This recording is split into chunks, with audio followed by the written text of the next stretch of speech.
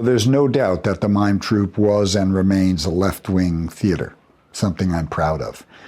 As crazy and as revolutionary and sometimes over the top as the Mime Troupe may have been, we were all deadly serious about calling in the markers on the nation's promises. We had a Bill of Rights and a Constitution that was not being fully adhered to and lived up to.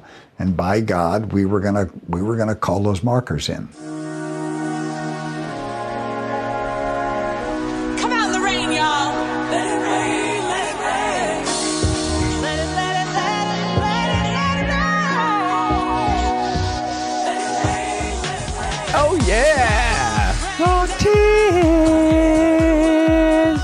Hello, everybody. That is the remarkable Carly Ozard singing "Let Love Rain Down." You heard her last week. You've heard her almost every week on my show. And before that, we had the highly successful Peter Coyote, Hollywood star, I guess. Maybe not so much anymore. Now he's mostly a car commercial narrator, I think. That's how I usually hear him. But there he is talking about the San Francisco Mime Troupe. He was one of the early members of the Mime Troupe, or as he calls it, the Mime Troupe. And today, we have two special guests from the Mime Troupe, or Mime Troupe. They have a new show, and that show is called Back to the Way Things Were. It's written by a friend, and I think a two-time guest of Green Room on Mr. Michael Gene Sullivan. And the director of the show is his wife, Velina Brown. We also will be talking to today one of the actors in the show. Her name is Keiko Shimosato Carreiro. Both Velina and Keiko are highly accomplished actors and directors here in San Francisco, having worked all over the place, not only at the Mime Troupe in various capacities, but Berkeley Rep, ACT, all the major theaters, and it was my privilege to speak with them today. We'll get to that in just a minute. I just want to mention two things. Did you see the Tony Awards? The Tony Awards is the only awards show that I watch regularly. Usually the entertainment is great. These are people who are currently working on stage at the highest level in Broadway, and so you get great song and dance. Also, they just seem to be a lot more grateful and authentic than the people, the movie stars who win awards on the Oscars. Many of these people are not celebrities, or maybe are celebrities to people who are familiar with Broadway, which most people aren't. So they're just more authentic, more grateful, more excited. They realize it might be the only time they ever walk up on that stage, and you can feel it. And I feel a kinship with these people. Actually, some of them I know, but yeah, I watched it and I really enjoyed it. However, one of the greatest pieces of theater you can watch now for free on your television set is the January 6 hearings. Check it out. Great theater. I went and saw Hello, Dolly at the Mountain Play up above Mill Valley last weekend. What a great show, directed by our Bay Area magnifique director, Jay Manley. I've known Jay for many years, and he did a wonderful job with this show. I love Hello, Dolly. I love Jerry Herman, who wrote this fabulous music.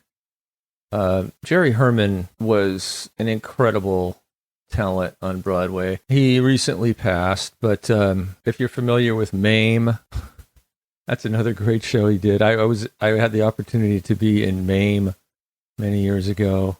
I played Beauregard. The thing with Jerry Herman is that he knows how to write a musical that leaves you doing what American musicals do best. You leave the theater happy and humming wonderful tunes. There may be a lot of silliness in his shows, but it's genius. And I just love the man, and I love the show.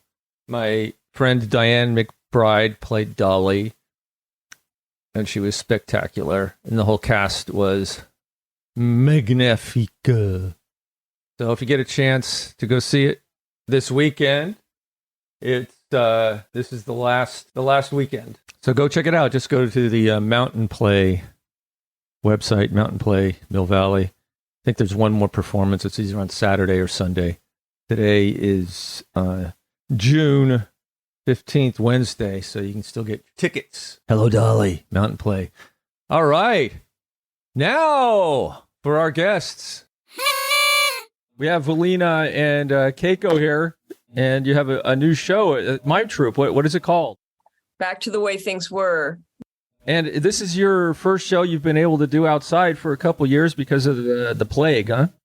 That's right. Yeah, very Yep. exciting. So Mime Troupe has been doing free shows in various parks in the Bay Area for how many years now? The company's 62 now, right? Wow. 63, actually. Incredible. Wow. Older than me, which is saying something. Yeah, that's so funny when people go, so you're the founder of this? Like, no, we didn't found it. Right. Yeah, that would be something. In fact, I could show the poster. Oh, there we go. That's helpful. Yeah. Back to the way things were. It's kind of like a play on MAGA, I guess, huh? Right. I mean, so it's really about that tension between, like after what we've been through with the quarantine and, lockdown and a lot of the fear, just so many people dying and all of this stuff and everything stopping and changing.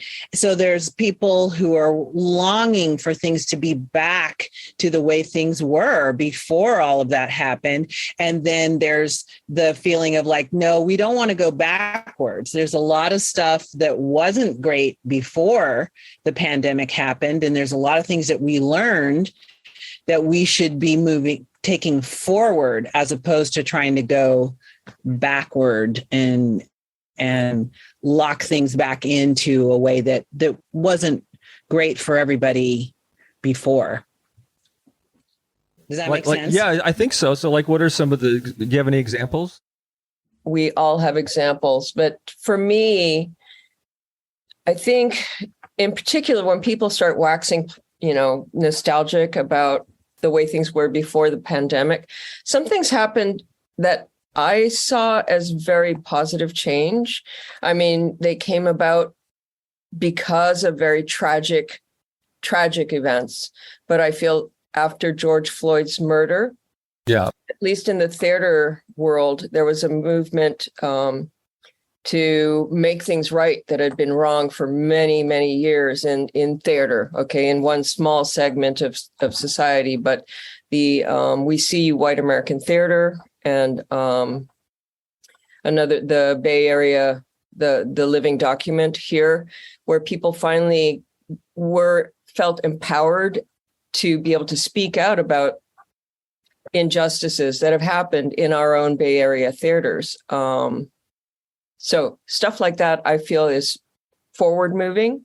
And before the pandemic, we were all like, oh, well, I'm not going to talk about that theater because I want to work there. So that Pandora's box has been opened. Things have changed a lot pretty quickly. It seems to me. I mean, it looks like there's a lot of people who weren't given opportunities before who are having a lot of them now. Is that true? Or I would say that things have changed some, but I think some things have changed some, and we don't want to roll that back. Right. Is that part of the story in the play? The play is not about the theater. Oh, okay. So it's about it's a young girl who didn't really see things being so great before COVID anyway. Right. Well, it's like her parents are are really interested in longing for things to kind of get, quote unquote, get back to normal, right? Yeah. And she's just feeling like, well, there are a lot of problems and a lot that's been headed in the wrong direction for a while, and that climate change is happening, and people are not really wanting to make those shifts that could stave off a climate catastrophe, for example. And so it's just very frustrating for her as sort of like this 20-year-old college student who's still living. She's living at home. It's more affordable to go to college nearby and stay at home and all of that sort of thing. But just their view of the world is not the same. Velina, you're the director, right? That's right. Yeah. And Keiko, who are you playing? I am playing a mysterious character named Book. Book. Yes, Book, like the book type that you read. Yeah. And let's see. So it won't give too much away to say that I am a time traveler. And I made a mistake, which has landed us in a current state of affairs. And I'm trying to fix my mistake. And this young girl of whom you spoke about earlier is key to my fixing the world back to back to the way things were, but to be able to get to a better place. Tell me about the music. Our lyricist is Daniel Savio.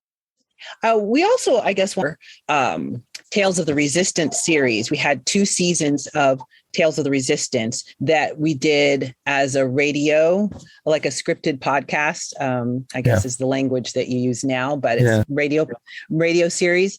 And so back the way things was the last episode of season 2.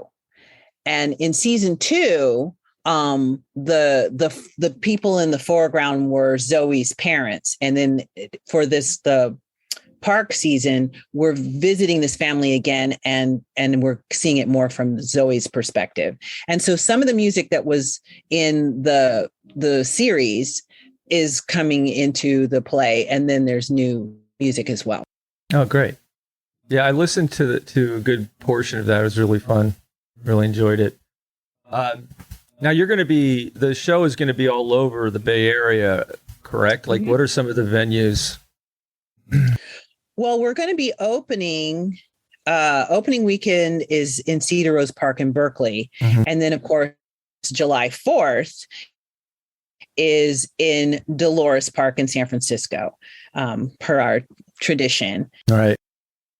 We're doing lots of different parks around San Francisco, like Balboa Park and Presida Park and Yerba Buena Gardens and Glen Park, and Golden Gate Park. I think we are doing Golden Gate Park. And then we're also going to do a show at the Mime Troupe space as well. 3 shows at the Mime Troupe space. And then we're also going to be in Oakland at the Lakeside. And we're going to do Davis High School, UC Davis High School. And where else? Mitchell Park in Palo Alto. I know that. That's right. Mitchell Park. And then we're going to do London Nelson Community Center. And that's in Santa Cruz. Oh, okay. So that's a change. We had been playing, I think it was San Lorenzo Park. But this time we're going to be at the community center. Santa Cruz. Great. And when does the show open? Well, the official opening is the 4th of July in Dolores Park, but we will be, because of the 3-day weekend, we will be in Cedar Rose Park the 2 days before that. So the 2nd and 3rd in Cedar Rose Park, Berkeley, California. It's really exciting to be able to be outside in the parks again after 2.5 years. Oh, so yeah. And it's a very different process producing theater in a pandemic. So it's a Yes. bit of a gamble. Well, you guys did a great job with the, I guess we don't call them radio play. What do we call them? Scripted podcasts? Yeah. Podcast. I like the radio play myself, but Yeah. yeah. I enjoyed it because when I was in London, I don't know, 10 years ago going to school, or 12, 15 years ago, I don't know. There was so much of that even back then. I mean, it's so popular there. And they broadcast plays on the radio all the time, but it was fun to be able to get that here now because of COVID. Yeah, well, we just felt like we couldn't, it just was not an option for us to just sit out the season. The first season, we were going into an election year. And so we just, and our head writer, Michael Gene Sullivan, is a big fan of radio plays anyway. He listens to them all the time and really enjoys them. So he felt very well versed in that style of writing, the adjustment that you make for an auditory experience as opposed to having that visual component like when you're live. So we just, as they say, pivoted right away to doing the radio plays and just got on this kind of a steep learning curve of how to do that technically so that everybody could be safe and in their home, each in their own homes, safely recording. And we rehearsed over Discord and all of that sort of thing. So that worked out nicely for us to be able to do that. So now we're back in the studio. We have our COVID protocols. And right now I just want to say that you're seeing Keiko and I unmasked, but we're like away from everybody else. We've done our PCR test. We test, we do the antigen test when we're in the studio. We are following, equities protocols and we've come up with our own, best instincts on safety on top. So we're being abundantly careful, eating outdoors, having all the windows and doors open, air purifiers, industrial size air purifiers, because we're just, it's like we need to do this. It's been too long and we can't have a positive test like shut us down before we get out there. So, yeah, I noticed a few companies, they started producing the shows live again, and then one person in the cast gets COVID and they have to shut the whole play down. That happened to the last show I was in. So I'm very sensitive to that because it's not only a heartbreak for us as performers, it's also financially for us because we are a small company. That would be a hard hit. Yeah. So we're doing our very, very best. Well, it's good that your performances are outdoors, so that's a lot safer, I think. And hopefully, if people are close together, they'll wear masks. Although I notice a lot of people just aren't doing it anymore. But I know when I go into a store or anything, I wear mine all the time anyway. I don't want to get that thing. What scares me the most is long COVID. I don't, I could live with a little illness if that's all it was, but then the long COVID is just, especially as you get older, rough. Yeah. Yeah. And it's unpredictable. Yeah, you don't know what's going to happen, right? Yeah, that's a scary thing. Nothing predictable about COVID. And we do need to keep moving forward and finding ways. So this is another way where I feel like back to the way things were is maybe not the best way. I do see us as a company being, we need to take care of each other and we need to care about one another and our living situations, whether or not we live with somebody immunocompromised. It's about our whole community. In order to be able to do this, we need to care for one another. So that's a better practice. Absolutely. There you go. There's something good came out of it. I mean, there also might be some new technological advances that were forced upon us that we can start using as theater artists with Zoom or scripted podcast or combinations of different things that we didn't do before. New ways of rehearsing if people can't be together for some reason. All kinds of stuff. I think, that will not have us have to go back to the way things were. Yeah, that's a great idea for a show right now. And Yeah. so I've talked to Michael a couple times, and I know he's your husband, right? Velina? That's right. Yeah. Mhm. So the Mime Troupe is a family affair for you. Yeah, we've had an opportunity to work together for a long time now, and some people are like, "Ooh, how are you working with your spouse?" But you figure out how to do it. Like right now, it's like Michael is also, he's writing the show right now, and he's in ragtime at TheaterWorks. So our schedules are pretty different. So we have to figure out ways to coordinate and stuff like that. But I feel fortunate that we've been able to do this as a 2-artist family and make it work. Yeah. So yeah. So it's not so bad, right? No. With a spouse. No, not at all. Pretty great. In fact, we've kind of dragged the spouses in for this project. Yeah. I mean, in relearning how to do this in these times, one of our actors, Lizzie Calogero, she's dragged her husband in to be our TD this year, and then my husband was the technical director for the Mime Troupe for many years as well, and he's come back in to consult on the set design and the technical aspects. So it feels good to have to round up our forces and our family. And it's also really been wonderful to bring in 2 new actors that I have not worked with before. We're working with, is Alicia P. Nelson, is that correct, Velina? Mm-hmm. Mm-hmm. And Norman G., whom I've never worked with before, but they're great new energy. And I'll let Velina speak to it. I've worked with Norman a few times. It's a lot of fun. Yeah. I enjoy working with him quite a bit. I think I directed him in a Zoom play a year ago. Yeah, I did. Yeah. Mm-hmm. Yeah. And I've been in a few things with him. Fun.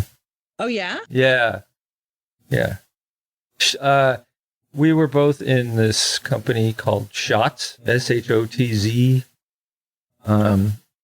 Where we did there were short plays. They were often done at Piano Fight or the Phoenix Theater. Okay. Yeah, we both did that quite a bit. So Cool. yeah, it's a small world. San Francisco theater is such a small world. It is a small world, and yet there are people who I've never worked with, even after being, in Bay Area theater for 30 plus years.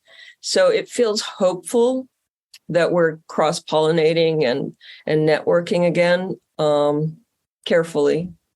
But I've noticed recently, and maybe it's just that I'm getting older, but I always used to feel like, wow, I kind of know everybody. And now, I don't know if a lot of people have moved here or there's just more people who started acting, but there's so many people I've never seen before. I think it's great.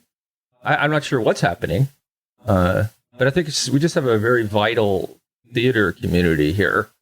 And Mime Troupe, San Francisco Mime Troupe is one of the mainstays, and it's so exciting. I can't wait to go see the show in Mitchell Park. I live a block away. Oh, cool. Yeah. Okay, I'm seeing the pyramid building behind you, so you're not there now. This is a green screen. I shouldn't have given it away. But you know, And what the that's heck? really cool. It looks very natural, though. You know, a lot of times, There you go. yeah, because a lot of times the virtual backgrounds look very obviously virtual, but that one looks really good. It Well, looks because I'm using a green screen and the lighting's even, and I don't use a cheapo webcam. I have my Nikon camera, my mirrorless camera hooked up, so it's really, really perfect. Yeah. I didn't even know I could use it for that until today. Yeah. I was just using my Logitech camera. This thing is amazing. Oh, the light just changed. But yeah, great. Yeah. I mean, I would like to live here, where it's, on a nice house on the hill in North Beach. Yeah. yeah. Are you both natives of San Francisco, or are you from other places?